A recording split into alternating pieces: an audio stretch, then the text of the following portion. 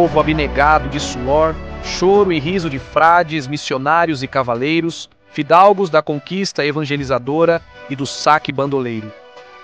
Espanha oferece no século XX um fenômeno político único, que ao sol de hoje continua despertando ardentes confrontos entre espanhóis. Francisco Franco acompanha o topo das figuras mais condenadas ou simplificadas pelo maniqueísmo da historiografia contemporânea. Herói de guerra na África como o general mais jovem da Europa, criminoso golpista para que a esquerda na Guerra Civil, hostilizado por soviéticos e anglo-saxões, Franco foi o líder incontestável de todas as Espanhas. Como líder de um dos governos mais longos e estáveis na história de uma nação de tradições exaltadas, nobres e violentas. Por que dizemos que ele foi um fenômeno político único? Acompanhem-nos até o final deste documentário. Quem vos fala é Reinaldo Carrillo, isto é a Nova Enciclopédia.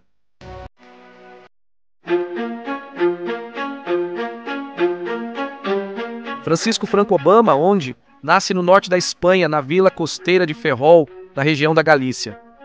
Ele nasceu em 1892. Durante a sua infância, o Império Espanhol sofre 3 grandes golpes: a perda dos últimos territórios preciosos sob seu comando, Cuba, Porto Rico e Filipinas. Filho de uma família nobre galega, seu pai era um rigoroso intendente da Marinha, e sua mãe, generosa esposa, muito católica, de delicadeza feminina elogiada. Paquito, como era chamado por ser baixo e magro, desde criança povoava a cabeça de Franco a imagem do cavaleiro e guerreiro espanhol quijotesco, galardo, com certo romance pelas causas perdidas. Paquito desejava continuar a linhagem familiar de servidores da Marinha, mas a Marinha espanhola suspendeu as novas admissões devido aos danos sofridos, agora também na guerra contra os Estados Unidos da América. Portanto, Franco volta seus olhos para o interior e ingressa na Academia de Infantaria de Toledo.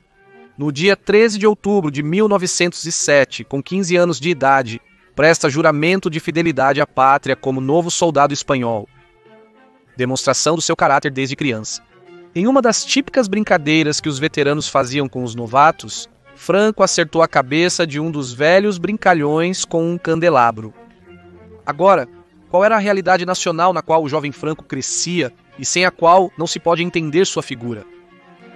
Espanha, terra de guerreiros e sacerdotes da cruz e da espada que ostentava, honrada com o palmarés de ter evangelizado metade do mundo e ter erguido o maior império. Onde nunca se punha o sol, vivia desde o século XIX uma das situações políticas mais complicadas. O império desintegrava-se em seus territórios ultramarinos. Os ideais da Revolução Francesa começavam a ser percebidos, e a Constituição de Cádiz, em 1812, abre caminho para a transição da monarquia tradicional para uma monarquia constitucional, com separação de poderes, de inspiração liberal. Ambas as visões, monarquistas e liberais, lutariam sem descanso entre si durante todo o século na Espanha. Por sua vez, as guerras entre americanos e peninsulares no Novo Mundo acabaram por dizimar radicalmente o corpo político hispano. Enquanto que na Espanha ocorre em 1833 uma guerra dinástica pelo trono, entre os defensores da filha do falecido Fernando VII como sucessora legítima e os defensores de Carlos Maria Isidro, seu irmão, como herdeiro legítimo do trono. Desta luta surgiria o carlismo, movimento tradicionalista de grande importância na época de Franco. Finalmente, a corrente afim à filha de Fernando triunfa e Isabel II reina Espanha por 35 anos, até 1868, quando é deposta e se inaugura na Espanha a primeira, a República. Mas essa tentativa de república federalista duraria apenas 6 anos. Quando em 1874 a monarquia retorna à Espanha com Alfonso XII e depois com Alfonso XII. No entanto, essa monarquia constrói um modelo liberal de Estado, com sufrágio universal, separação de poderes e partidos. O rei era mais estético do que o verdadeiro soberano que governava. Esta etapa monárquica seria conhecida como período de restauração, e é neste período que Francisco Franco nasceria. E duraria de 1874 até 1931, quando a monarquia cai novamente e a Segunda República é instaurada. Mas voltaremos para isso mais tarde. Voltando para o ano de 1910, o jovem Franco se formou como segundo-tenente, e na região do norte da África, governada e habitada por espanhóis, ocorreu uma rebelião, uma guerra muito áspera estava sendo travada nesse território.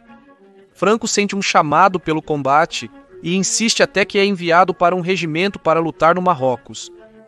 No dia 19 de março de 1912, ele recebe o batismo de fogo, seu primeiro combate em terras africanas.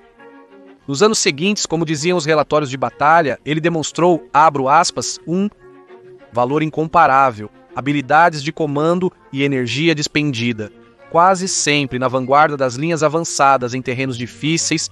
Além disso, contra inimigos mais do que ferozes por suas notáveis atuações de acampamento em acampamento. Começava a soar um novo nome, o nome de Franquito. Entre os marroquinos, começou a circular o comentário de que o jovem oficial tinha baraca, ou seja, proteção especial do céu contra as balas. Até que no 29 de junho de 1916, no meio de um forte combate, recebe uma bala no ventre. Quase todos o deram por morto, mas aos poucos ele foi se recuperando e, surpresos, começaram a dizer que o morto havia ressuscitado. Ele se torna comandante aos 24 anos e é enviado para a Península, para o regimento ou o Príncipe em Oviedo. Lá ele retoma o entusiasmo pelo estudo rigoroso, especialmente em temas políticos e econômicos. Ele também inicia um romance que se torna noivado oficial com Carmen Polo, uma bela jovem de uma distinta família de Oviedo. Embora não mostrasse afinidade por se envolver na política, desde então já mostrava ideias apegadas ao catolicismo político, ao patriotismo espanhol e a certo tradicionalismo monárquico. Décadas depois, já como chefe de Estado, Franco escreveria artigos com o pseudônimo Joaquim Burr, nos quais denunciava duramente o comunismo, a maçonaria, o liberalismo e o parlamentarismo partidário como os males que haviam subjugado a Espanha. Como chefe de Estado, Franco também promoveria a doutrina de uma democracia orgânica em contraposição à democracia artificial do sufrágio universal, a separação de poderes e os partidos que, em sua opinião, haviam desagregado a nação e não representavam o verdadeiro interesse comum. A verdadeira democracia, segundo ele, estava na representação dos indivíduos através de suas entidades naturais, ou seja, a família, o município e o sindicato ou guilda. Em seu governo, essas entidades naturais nomeariam representantes para as cortes espanholas, instituição criada pelo franquismo para a participação do povo nas tarefas e decisões do Estado. Mas sobre o governo franquista voltaremos mais tarde.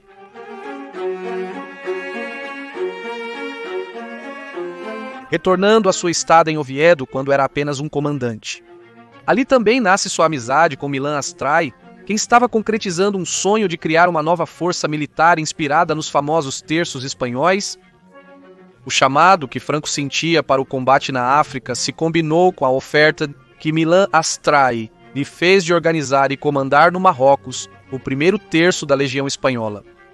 Por sua valor, inteligência, amor ao trabalho, senso de sacrifício e vida virtuosa.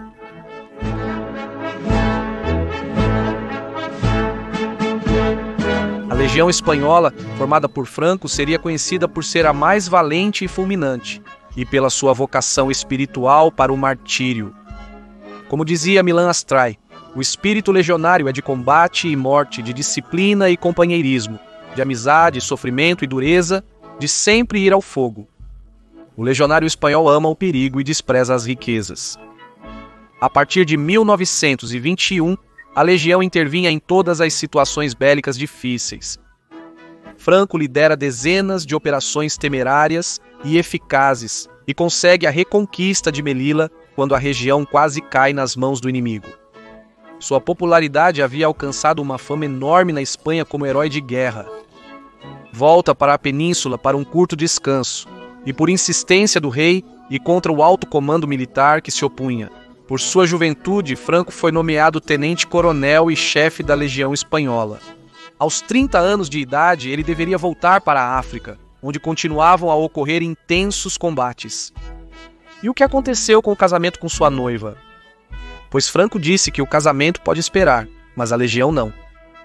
Em um suntuoso banquete que fizeram para ele em Madrid, antes de partir para a África, um padre muito envolvido na política disse: "Peço como galego ao governo que, se Franco encontrar na África uma morte gloriosa, seu cadáver seja enterrado ao lado do sepulcro do apóstolo Santiago em Compostela." Na África, Franco comandou novas operações vitoriosas, incluindo uma histórica retirada de 25 dias a pé para salvar as tropas espanholas. Aumentam seu prestígio nacional. O general Miguel Primo de Rivera assume o poder na Espanha e tem uma disputa com Franco porque pretendia retirar as tropas espanholas do Marrocos. No que parecia uma confissão de derrota, Franco o convence de um arriscado, mas ambicioso desembarque no coração do inimigo. Com esta nova operação liderada por Franco, a Espanha finalmente consegue pacificar o território marroquino e os espanhóis celebram a tão desejada paz.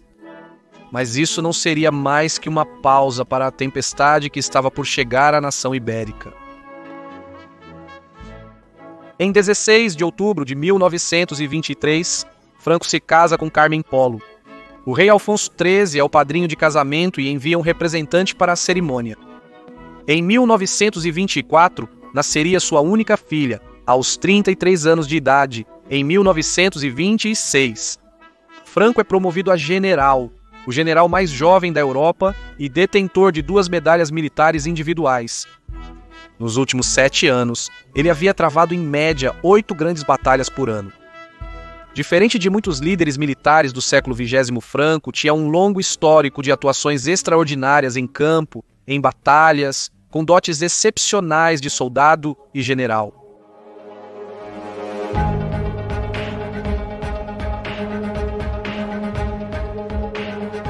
Para entender a guerra civil que estava para acontecer na Espanha, é necessário contextualizar que a Espanha daquela época era governada desde 1923 sob uma ditadura militar monárquica, com Alfonso XIII como rei e o capitão-geral Miguel Primo de Rivera como chefe de governo.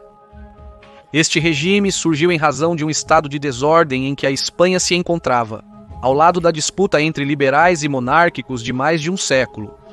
Os partidos socialistas, anarquistas e comunistas também haviam ganhado muita força, alimentados, além disso, pelo fervor da recente Revolução Bolchevique russa. Mas o regime de Miguel Primo de Rivera cai e com ele a monarquia volta a cair. Em 1931, a Segunda República é instituída na Espanha. Este experimento democrático foi marcado por uma forte conflitualidade. O Partido Socialista Operário Espanhol e o Partido Comunista, com suas gangues de pistoleiros, pregavam abertamente a ditadura do proletariado enquanto lutavam entre si. Os anarquistas armados buscavam sua revolução social enquanto o separatismo crescia. Havia uma direita monárquica e uma direita republicana que se confrontava com os liberais. E, por sua vez, a Falange, ao contrário dos carlistas que aspiravam a restaurar a monarquia tradicional.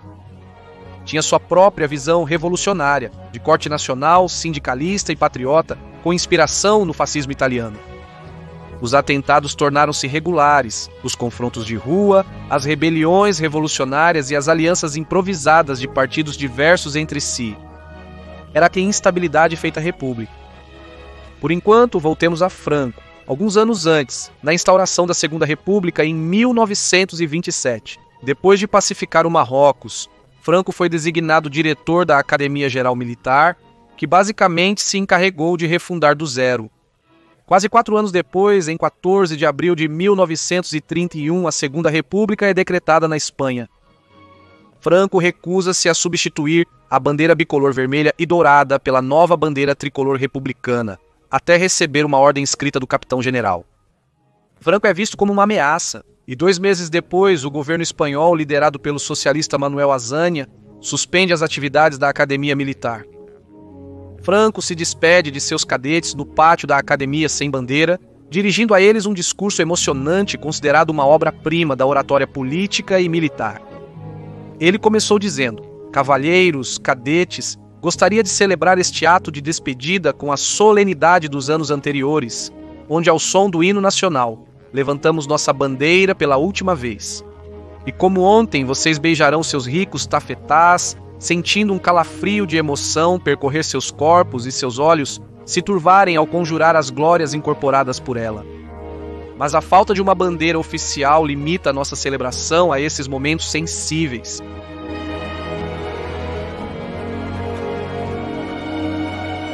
Nos anos seguintes, Franco ocuparia diferentes cargos, surpreendendo o ministro da Guerra com sua elevada competência profissional. Em 1932, quando ocorre uma tentativa mal-sucedida de levante militar pró-monárquico, o presidente Manuel Azaña pergunta alarmado: onde está Franco? Milan Astray diz que Franco não quer intervir na política nacional, a menos que chegue a hora do comunismo na Espanha. Em 1934, Franco é nomeado chefe do Exército da África. Nesse mesmo ano, uma greve revolucionária é declarada em Madrid e Astúrias. Mais de 30 mil mineiros, muitos armados, se revoltam. Franco é o homem-chave para sufocar a rebelião a um alto preço de mortes e sofrimento.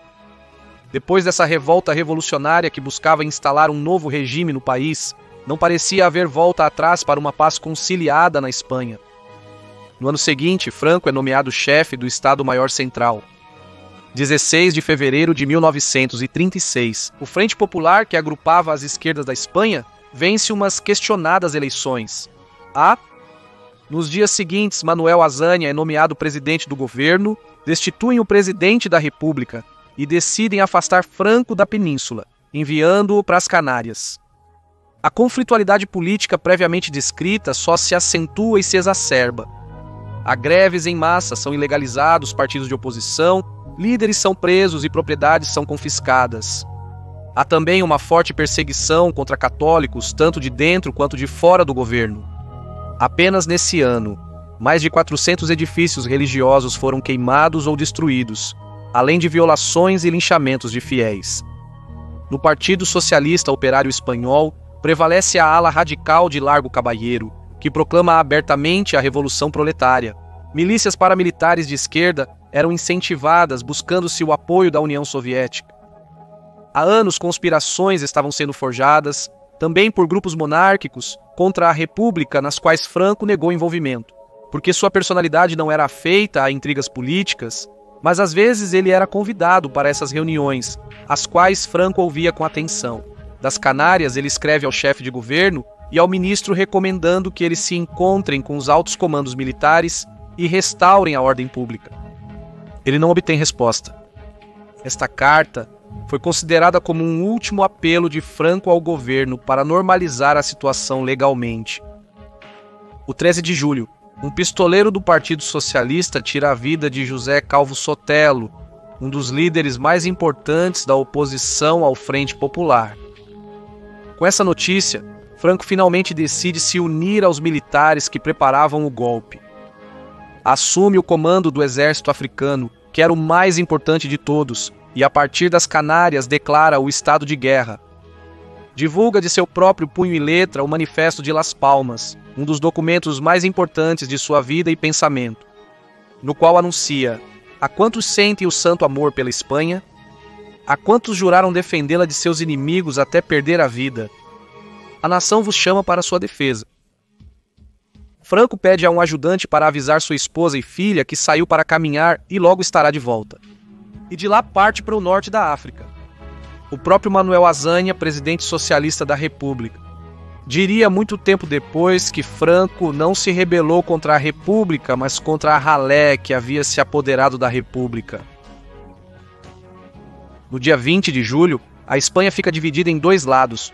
O lado republicano contava com mais efetivos e recursos. Com eles estava a aviação, quase toda a marinha e a infantaria, a guarda de assalto e as forças políticas de esquerda, anarquistas e sindicais. Com o lado nacional estava a Legião Espanhola de Franco, parte da Guarda Civil, Marinha e Infantaria, e as forças políticas conservadoras, tradicionalistas e falangistas. Começava na Espanha uma sangrenta guerra civil. Franco cruza da África para Cádiz, com 2.500 soldados, em poucos dias. Tomam a cidade de Mérida e a cidade de Badajoz em duras batalhas, apesar de serem superados em número por Franco. Em Sevilha, no dia 15 de agosto, oficialmente pela primeira vez, é hasteada a antiga bandeira vermelha e dourada. As forças nacionais do Alcázar de Toledo passaram dias exercendo uma dura resistência, sitiados pelo exército republicano. Franco ordena o resgate deles. Em poucos dias, os nacionais tomam a cidade. O correspondente do Daily Express relata aqueles espectros humanos meio mortos, de fome, não lhes restava nada, ainda não haviam decidido sair do seu martírio. Então eles viram Franco. Muitos não o conheciam, mas ao ouvir o general Franco, aquelas figuras voltaram a viver. Era o nome pelo qual tinham resistido, davam vivas, choravam, abraçavam os soldados. Foi o momento mais dramático que eu vivi na minha vida. O levantamento nacionalista não tinha uma liderança principal, diferentes generais operavam de diferentes frentes e era necessário estabelecer um comando único. Depois de deliberações da cúpula militar dos levantados, a Junta de Defesa decreta, em Burgos, no 29 de setembro de 1936, nomear Francisco Franco como generalíssimo das Forças Nacionais de Terra, Mar e Ar, e, além disso, chefe de Estado e do governo espanhol. Em Burgos, saudavam Franco pela primeira vez como líder da Espanha. Assim, a ofensiva a Madrid é retomada com intensos combates em várias frentes por diversos meses. A Frente Popular recebe apoio da União Soviética e França. Franco busca apoio da Alemanha e Itália. Por sua vez, é oficializada em abril de 1937 a unificação política de falangistas, carlistas, tradicionalistas e direitistas, no que se chamou o Movimento Nacional, que funcionaria como uma espécie de partido único até sua morte. Franco consegue então aglutinar forças políticas contraditórias entre si e expulsar aqueles que não concordavam. Assim, em 37 concentrava o poder militar, o executivo e o político. Diferente do bolchevismo, que entregava o Estado e a sociedade ao partido, o franquismo submetia os partidos à soberania estatal, sob seu comando. Madrid e outras cidades se enchem de policiais políticos, prisões privadas dos partidos e tribunais políticos. A perseguição contra a igreja se intensifica. Ambos os lados lutam com coragem e ferocidade. Ambos os exércitos mostram manifestações de heroísmo e de muita crueldade. As batalhas seguem e as forças de Franco tomam o norte da Espanha, a principal região industrial do país. Igualmente, muitos conflitos internos surgem entre os líderes do lado republicano. No 1º de julho de 1937, o episcopado espanhol emite uma carta pastoral ao mundo na qual classificam de cruzada o esforço liderado pelo Bando Nacional. A Santa Sé reconhece as autoridades do Bando Nacional como o governo oficial espanhol, e são seguidos por Portugal, Guatemala, Alemanha, Itália, entre outros. Depois de semanas de luta em temperaturas de 10 graus abaixo de zero, os nacionais reconquistam a cidade de Teruel e o exército republicano fica dizimado. Em julho começaria a última batalha decisiva nos arredores do rio Ebro. Durante 115 dias, centenas de aviões, canhões, carros de combate e divisões inteiras lutam durante todo o verão. Em novembro, finalmente os republicanos são derrotados. Como resultado desta vitória, Franco lança a campanha da Catalunha em dezembro, com mais de 300 mil homens. 26 de janeiro de 1939. As tropas nacionais avançaram e conquistaram Barcelona. O presidente da República, Manuel Azaña Dias, deixa o país. Agora, França, Inglaterra, Irlanda, Suíça, Argentina, Brasil, Uruguai e outros países reconhecem o governo de Franco. Em março, no que foi mais uma marcha militar do que uma ofensiva, 500 mil de homens, sem disparar um tiro, entram em Madrid. Franco, resfriado em Burgos, recebe o tenente-coronel Berroso, que lhe dá a novidade com os olhos embaçados de lágrimas. No 1º de abril, Franco redige a parte histórica da guerra. No dia de hoje, cativo e desarmado o Exército Vermelho, as tropas nacionais alcançaram seus últimos objetivos militares. A guerra terminou.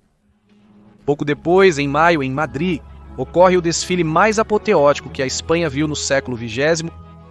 Franco, no dia seguinte, comparece à igreja de Santa Bárbara e oferece sua espada vitoriosa ao cardeal Isidro Goma e Tomás. Enquanto no resto da Espanha se celebravam desfiles festejando a paz, mas com a chegada da paz bélica, estava prestes a iniciar na Espanha um dos cenários políticos mais surpreendentemente complexos a nível interno e internacional.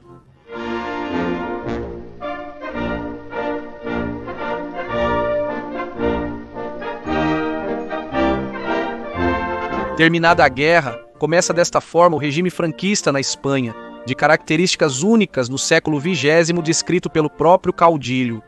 Os três pilares do regime eram o exército, a igreja e o movimento, e os três pilares do movimento eram a família, o município e o sindicato. E quem guiava em suas palavras a sua política? Pois a divina providência. O franquismo foi a síntese dos conservadores católicos, os falangistas e os carlistas que se agruparam em torno do caudilho, e cuja presença no governo variou em diferentes fases. O regime de Franco não foi estático, mas pegava ou dispensava o melhor e viável dessas três correntes de acordo com as circunstâncias internas ou externas de cada período. Diferentes entre si, essas correntes estavam unidas pelo nacionalismo, apegadas à tradição espanhola e rejeitando o comunismo, o parlamentarismo e o individualismo liberal. Após quase um século de agitações na Espanha com vários governantes em meio a convulsões, Franco trouxe mais de 30 anos de paz. Foi um estadista frio, paciente, pragmático e com um estilo de vida austero. Implacável na guerra, duro com a dissidência em seus primeiros anos de governo e numerosas vezes piedoso contra seus inimigos quando houve paz. A Guerra Civil culminou em 1939 e em 9 de agosto foi formado o primeiro governo de paz, diante de um quadro francamente dantesco. Uma economia arruinada, centenas de milhares de grandes espanhóis mortos e um tecido social carregado de desconfiança e rancor. E como se não fosse o suficiente, menos de um mês depois, estoura a Segunda Guerra Mundial, a pior notícia para os esforços de reconstrução. Franco, que havia recebido a ajuda da Alemanha e Itália, declara a neutralidade do país e depois a não beligerância. Em outubro de 1940, ele se reúne com Hitler em Ghendaia. Ele rejeita várias solicitações do chanceler alemão. Primeiro estava a situação espanhola. O Führer diria alguns anos depois que não toleraria outra reunião com Franco. Em fevereiro de 1941, se reúne com Mussolini. A impressão de Franco é que a Itália seria derrotada. Havia no movimento nacional um importante setor que pedia para que a Espanha se juntasse aos nazistas e aos fascistas na guerra, mas Franco se recusou. A Espanha foi refúgio tanto de judeus fugitivos como de importantes personalidades nacionalistas exiladas, como Otto Scorsese e Leão de Grell. Nos primeiros anos de guerra, Franco estabelece uma aliança ibérica com Salazar, governante de Portugal, reforçando a não beligerância. Ambos persistiriam sem êxito em buscar uma paz negociada. Quando a Alemanha declara guerra à Rússia, a Divisão Azul é formada na Espanha, na qual mais de 30 mil espanhóis lutam corajosamente contra a ofensiva soviética. Franco também temia uma invasão dos aliados. Portanto, ele faz uma primeira limpeza interna no governo e no movimento, afastando os falangistas muito favoráveis em apoiar a Alemanha. Com isso, começa a ganhar mais terreno no franquismo a ala da direita católica e monárquica. Em 1942 é promulgada a criação das Cortes Espanholas. Estas são a representação da democracia orgânica descrita previamente. Não era um parlamento liberal, mas sim o órgão de participação do povo através de suas instituições naturais, onde, por sua vez, podiam elaborar ou consultar leis. Cortes reduziam a importância do chamado Conselho Nacional do Movimento, uma espécie de politburo do Partido Franquista. Desta forma, o franquismo se afasta do modelo totalitário de corte fascista nacional socialista, onde a cúpula do partido determinava basicamente tudo. Em 1942, os americanos desembarcam na África do Norte, e Franco recebe uma carta na qual o presidente Roosevelt o esclarece que a Espanha não tem nada a temer. Enquanto isso, o chanceler alemão rejeita a proposta alemã de invadir a Espanha em 1943, argumentando que os espanhóis eram os únicos latinos duros. Isso levaria a uma guerra de guerrilhas desgastante. Enquanto tudo isso ocorre, o povo espanhol vive graves dificuldades econômicas e sociais. Quando a vitória dos aliados parecia já ser um fato em 1943, a Espanha começa a se aproximar dos aliados. Retiram a Divisão Azul da batalha e ajustam o comércio espanhol às condições impostas pela Grã-Bretanha e Estados Unidos. Franco tenta alertar aos anglo-saxões que o comunismo soviético era uma ameaça maior que os alemães, mas os anglo-saxões ignoram. Ao mesmo tempo, Franco tinha que lidar com grupos monárquicos internos que buscavam que ele cedesse seu posto para Dom Juan Borbón.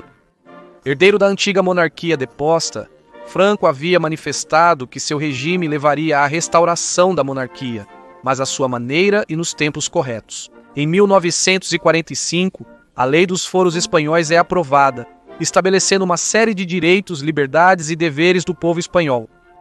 Diferenciava-se das constituições liberais em que se falava de espanhóis e não de cidadãos, e as liberdades e direitos eram concedidos pelo soberano, ou seja, não tinham um status superior às decisões do chefe de Estado e a outras leis que as regulavam. Roosevelt, em 1944, referindo-se à Espanha, ele diz que não vê lugar nas Nações Unidas para governos cujas origens têm princípios fascistas. Winston Churchill o apoia. Em maio de 1945, finalmente celebram na Espanha o fim da Guerra Mundial. Mas agora, a Espanha teria que enfrentar todo tipo de novos desafios. Após a guerra, os soviéticos desencadeiam uma campanha internacional contra o regime franquista. Por sua vez, a Organização das Nações Unidas aprovou uma resolução onde declarava a exclusão do governo espanhol dos órgãos internacionais, a retirada de embaixadores, e ameaçavam tomar medidas se não ocorresse uma mudança de governo na nação ibérica. Franco faz um referendo no ano 47, onde se aprova a restauração da monarquia. Mas deixava-se a ele a direção do Estado por toda a vida e que ele previa as modalidades de sucessão. Frente ao isolamento internacional, Franco entra em um duro jogo diplomático e consegue ganhar para a causa da Espanha, para a maior parte das nações hispânicas, para os países árabes e para clãs influentes do mundo financeiro e político norte-americano. Também procura tirar proveito do novo esquema da Guerra Fria. Finalmente, consegue que as sanções da Organização das Nações Unidas sejam revogadas. E em 1953, assina um acordo com os Estados Unidos, pelo qual os norte-americanos terão bases militares em Sevilha, Madrid e Zaragoza. Em troca, os Estados Unidos concederão empréstimos econômicos e ajuda militar à Espanha. Isso também levou à descolonização espanhola do Marrocos. Da mesma forma, em 1953, um concordato foi assinado com a Santa Sé, consagrando o regime franquista em perfeita colaboração entre a Igreja e o Estado. A Espanha conseguiu uma desejada estabilidade política internacional, finalmente, não sem fazer certas concessões de sua soberania. A nível cultural e religioso, uma característica que marcou o regime de Franco foi a confessionalidade do Estado e o catolicismo nacional. A religião católica é a oficial do Estado e é promovida pelo poder. O casamento canônico tem valor civil. O ensino nas escolas se adapta ao dogma cristão e é ministrado com estrita disciplina hierárquica. E no cinema, na imprensa, no rádio e na televisão, havia vigilância contra materiais que atentem contra a fé e a moral cristã ou a identidade espanhola. O regime promovia a noção de que a fé católica era consubstancial à identidade espanhola.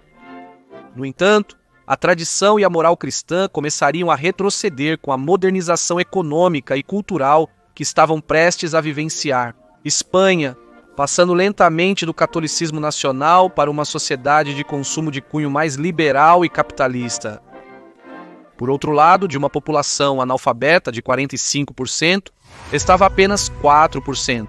Nos anos 70, cresceu o número de bibliotecas populares e o mundo das editoras, livros, revistas e o boom dos quadrinhos, chamados TVOs. Também se denuncia um debacle cultural na Espanha de Franco. Embora muitos intelectuais e artistas exilados de grandes talentos fossem mais alinhados à esquerda, não permaneceram no país também poucos escritores, músicos, artistas e jornalistas que desencadearam todo tipo de manifestações culturais. Por outro lado, enquanto na sociedade e no governo se mantinha uma visão tradicional dos papéis do homem e da mulher, a seção feminina do movimento nacional promoveu uma maior participação da mulher na vida cultural, educativa e profissional da Espanha. Mais de 1 milhão de mulheres ingressaram no campo de trabalho na década de 60. A economia franquista é geralmente dividida em 2 períodos, de 1939 a 1959, onde prevalece uma visão autárquica, mais preocupados com a indústria interna e a estabilização interna. Este modelo foi assumido quando a Espanha vinha de 3 anos de guerra intensa e décadas de instabilidade, com a maioria vivendo em condições muito precárias, com racionamento e com a Europa começando uma guerra mundial. Neste período autárquico é fundado o Instituto Nacional de Indústria, que impulsiona importantes empresas de ferro, aço e alumínio. Multiplicam-se as barragens e represas, são realizados ambiciosos planos de colonização agrícola. E nos anos 50 é desenvolvida uma política de grandes obras centrais elétricas, siderúrgica de avilés, extração de betuminosa, refinarias e estaleiros. No comércio, mantém-se uma política de controles de diferentes tipos de mudanças e as licenças para poder importar. Nesta época, se fortalece uma verdadeira segurança social com um Estado benfeitor, e são aprovadas toda uma gama de leis trabalhistas consideradas favoráveis à classe trabalhadora. Embora a base econômica tivesse se estabilizado, os resultados não eram nada otimistas. Havia uma estagnação em um mundo que se voltava para o desenvolvimentismo capitalista, o comércio exterior era fraco e persistia um importante mercado negro. Tudo isso em um contexto geoeconômico mundial, onde a margem de ação era realmente limitada. O segundo período econômico do franquismo ocorre quando se decide, por fim, a visão de autarquia econômica. Em 1959, são aprovados os planos de estabilização e depois os planos de desenvolvimento, que trariam à Espanha uma maior abertura comercial e abertura para investimentos estrangeiros. Controles monetários são liberados e a Espanha se junta a órgãos econômicos mundiais como o Fundo Monetário Internacional. Este novo plano de abertura potencializa a rede industrial e expande imensamente o turismo. A agricultura é modernizada, a infraestrutura nacional é amplamente desenvolvida e milhões de habitações sociais são construídas. Este processo foi chamado de milagre econômico espanhol. Quase nenhum país havia se industrializado tão rápido. A inflação é cortada, a classe média e os rendimentos per capita crescem substancialmente, o desemprego atinge mínimos históricos e a Espanha muda sua fachada. Pré-industrial. A Espanha nos anos 70 era a 9ª potência industrial do mundo e a dívida era muito baixa. Quase todos esses indicadores piorariam nos 30 anos de democracia após Franco.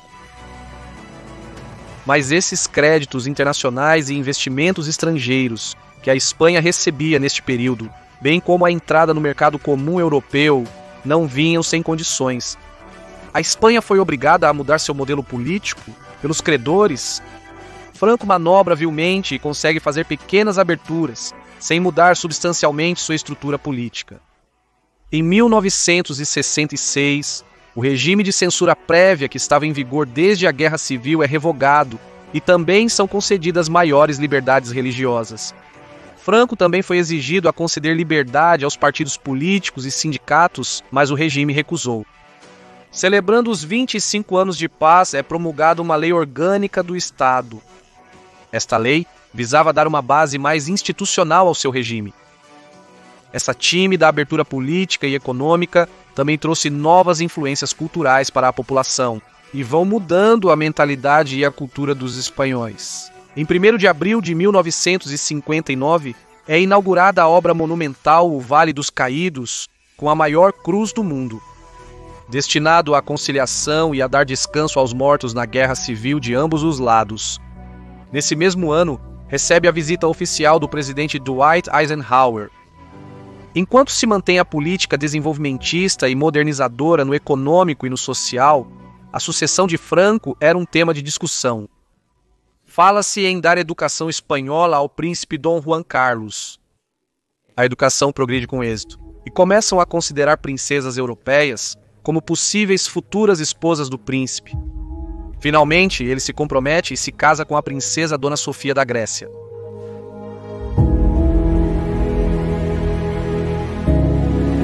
O esperado é anunciado em 22 de julho de 1969.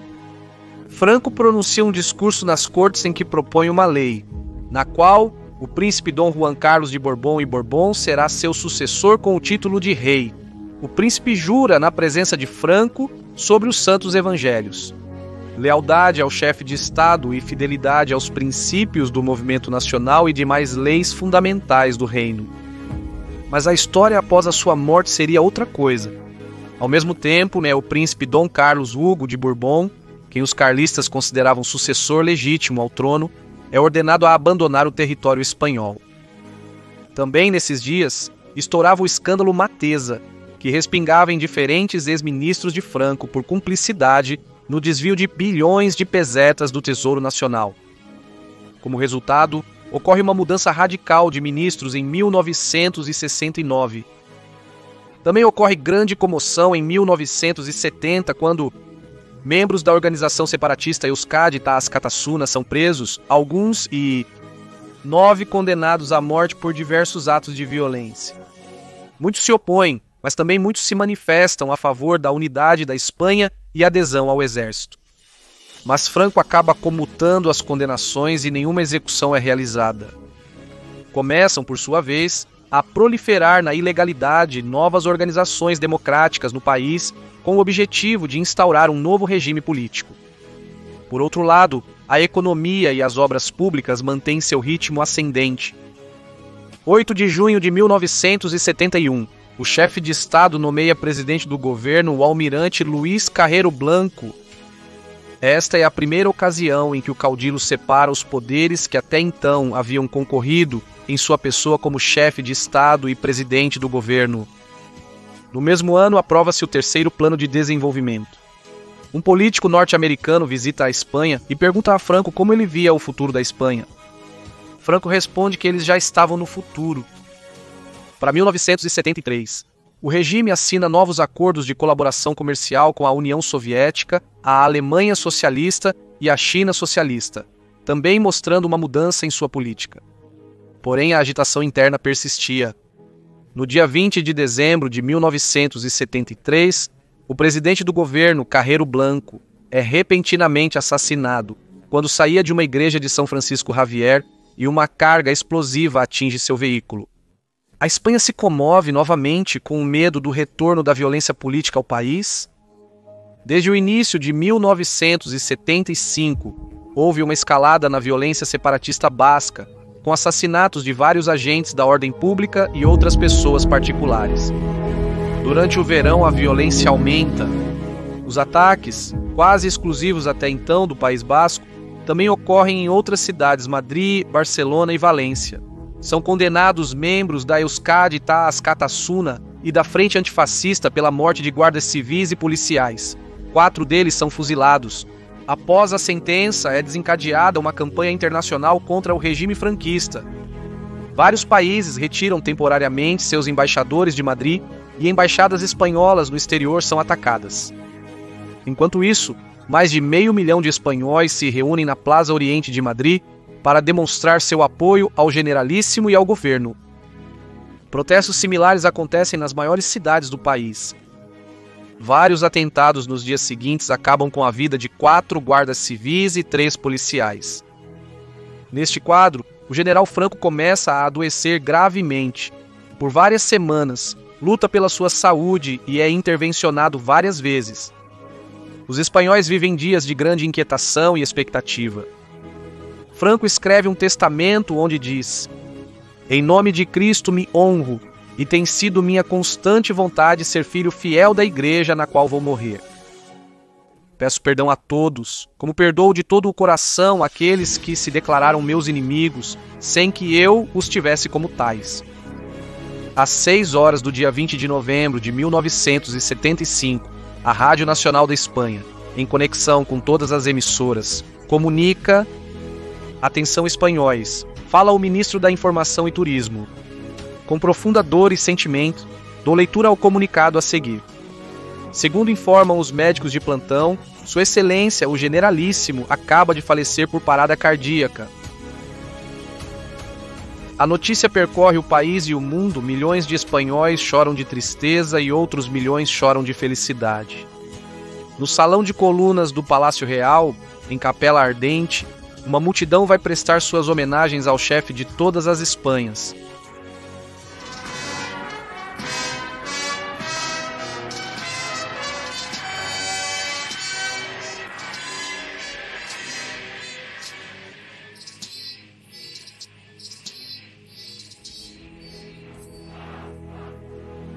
Enquanto muitos celebram sua morte como o fim de um dos períodos mais sombrios da Espanha, o cardeal primaz, Dom Marcelo González Martín, declara: ninguém jamais tomará do líder do Estado que acaba de morrer a honra de ocupar uma das páginas mais gloriosas nos anais da história patriótica. O que ele escreveu com sua vida e com sua morte é tão elevado que poderá continuar iluminando a todos os espanhóis, desde que exista uma única atitude, boa vontade. Fecho aspas.